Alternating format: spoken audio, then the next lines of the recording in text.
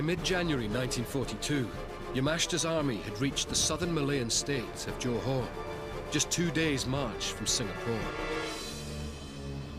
Here, they faced Australian troops in combat for the first time. The Australians, still believing the Japanese to be inferior, were full of confidence and expected to stop them in their tracks.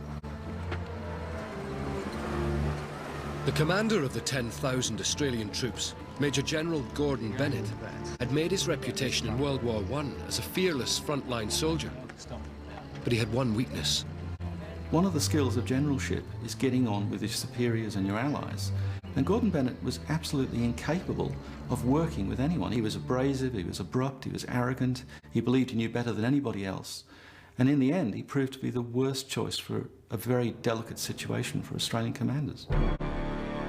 At Gurmas, Bennett planned a decisive first strike. He wanted to blow up a bridge and ambush a Japanese tank column led by infantry on bicycles. I don't know why the Japanese didn't twig that there was something wrong. Anyway, they're riding down on their push bikes. They got push bikes by the dozens. As his infantry trained their weapons on the bicycle brigade, Bennett had artillery waiting for the signal to fire on the tanks following behind. They were so keen to get the push bikes on the bridge that they let too many go past the front.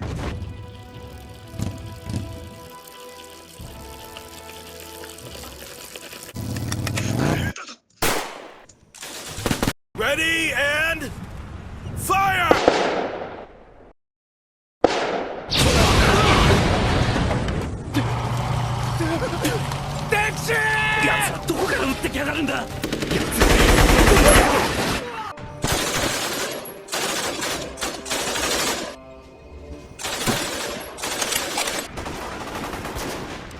The bridge was blown, but the Japanese, who'd already made it across, cut the communication lines to the Australian artillery. We're incommunicado then. We're down at 2,000 metres back, waiting to fire, and nothing happened. As the artillery waited for orders to fire, the Japanese tanks reached the Australians. Coming under heavy attack, they were forced to withdraw. It had been another missed opportunity in a campaign that was becoming a shambles. Japanese engineers quickly repaired the bridge, and the military machine kept rolling towards Singapore. ゲマスは私も通過した時はもうそうですね私どもが通過した時はもう別部隊が通過した後だったからそう苦労はしておりません。 For the Australians, one of the few small victories in the Malayan campaign unfolded on the peninsula's west coast, near the Muar River. On the 15th of January, the Japanese launched an attack on 4,000 untried Indian troops Bennett had positioned there.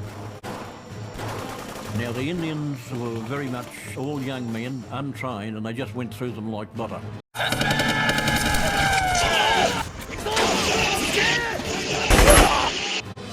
When Bennett got word, he rushed 2,000 Australian reinforcements to Muar to back up the Indians. In what was one of the few Japanese mistakes in the campaign, they sent a tank column straight down the main road towards the Australians. Japanese tanks had proved decisive in the campaign because the British brought none, thinking they would be ineffective in the jungles.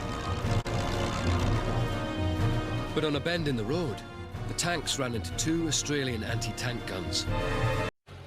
The enemy will be here in no time! They're here!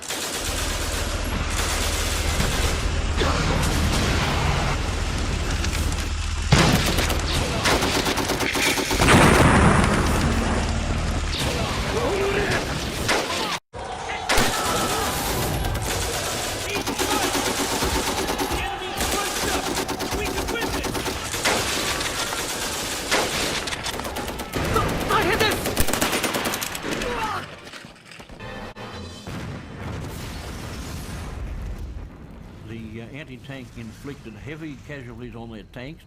They took them out. One went up in smoke, the other one started to circle round and they got it. Our 2 guns knocked out the 8 tanks and they immediately rushed us up to the front line.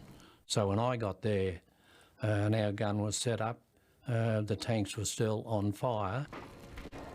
All the ammunition, the small arms ammunition that they had started to go off.